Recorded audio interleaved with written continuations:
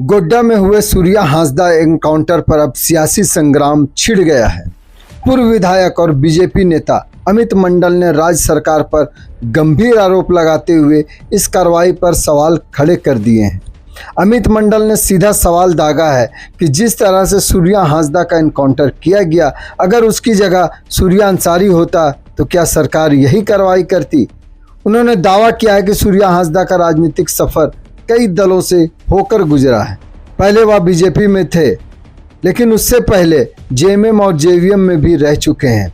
वर्तमान में Surya JLKM party में थे, जिसके सुप्रीमो टाइगर जयराम महतो हैं। बीजेपी नेता और पूर्व विधायक अमित मंडल का आरोप है कि सरकार चुन चुनकर कार्रवाई कर रही है और इस एनकाउंटर के पीछे राजनीतिक मकसद हो सकते हैं। अमित मंडल ने मांग की है कि इस पूरे मुठभेड़ की निष्पक्ष जांच हो ताकि सच्चाई सामने आ सके। सूर्या हांसदा के एनकाउंटर की खबरें सुर्खियों में रही और कुछ लोगों ने भारतीय जनता पार्टी को बदनाम करने का भी प्रयास किया। मैं ये आपको स्पष्ट करना चाहता हूं कि सूर्या हांसदा भारतीय जनता पार्टी में आने से पहले जेएमएम में भी रहे, जेवीएम में भी रहे और हालिया दिनों में जेएलकेएम से उन्होंने विधानसभा के चुनाव में अपना भाग्य आजमाया। इसलिए भारतीय जनता पार्टी से उनका आज की डेट में कोई सरोकार नहीं है।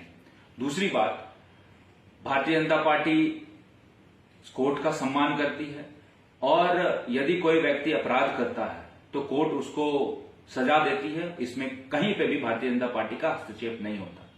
इसलिए यदि किसी ने अपराध किया है तो कोर्ट, कानून उसके लिए बना है। इसमें भारतीय जनता पार्टी का कोई हस्तक्षेप नहीं है। लेकिन सरकार का जो पुलिसिया कार्रवाई, जिस प्रकार से एनकाउंटर हुआ, एनकाउंटर पे सवाल उठना लाजमी है। इसलिए लाजमी है क्योंकि मैं कुछ सवाल सरकार से पूछना चाहता हूं कि यदि देवघर में गिरफ्तारी हुई और ललमटिया में एनकाउंटर हुआ एक दिन के बाद, तो यह दर्शाता है कि कहीं ना कहीं पुलिस कुछ साजिश रच रही थी।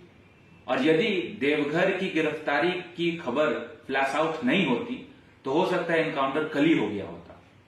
सरकार को बताना चाहिए कि पहली बार इस तरह के वाकयात देखने को मिले हैं कि गिरफ्तारी कहीं और, एनकाउंटर उसके बाद होता है। ये शायद पहली बार ऐसा देखने को मिला है।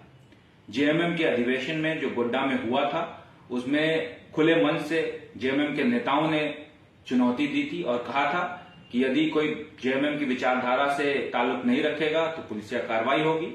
और आज एक उदाहरण सबके सामने देखने को मिला। तीसरी बात, यदि सूर्यनारायण हांसदा का नाम सूर्या अंसारी होता तो क्या पुलिस इसी तरह की कार्रवाई करती? क्या पुलिस इतनी कठोर कार्रवाई करती?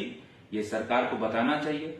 इसलिए मुझे ऐसा लगता है कि आदिवासी समझकर इस तरह की कार्रवाई करना दुर्भाग्य की बात है और कहीं ना कहीं सरकार को इन सब सारी चीजों की जानकारी को सार्वजनिक करना चाहिए, सार्वजनिक प्लेटफॉर्म में रखना चाहिए, ताकि दूध का दूध और पानी का पानी हो।